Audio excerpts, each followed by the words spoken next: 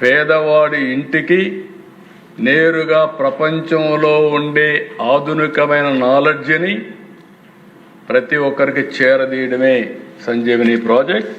ఈ ప్రాజెక్ట్ కానీ పర్ఫెక్ట్గా చేయగలిగితే దీనికంటే నాకు సాటిస్ఫాక్షన్ నా లైఫ్లో ఏం ఉండదు. డెఫినెట్గా చేస్తాం. 5 ఏళ్లలో మీరు గణనీయమైన మార్పులు ఈ యొక్క డిపార్ట్మెంట్ చూస్తారు. మా సత్య కూడా బాగా పనిచేస్తున్నాడు, చాలా కష్టపడుతున్నాడు. I'm very happy. మా డిపార్ట్మెంట్ కూడా బాగా అర్థం చేసుకున్నారు.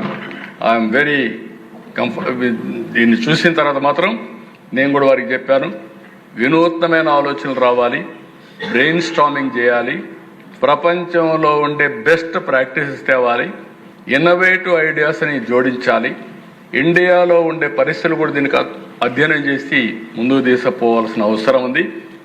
ఈ project is a game changer.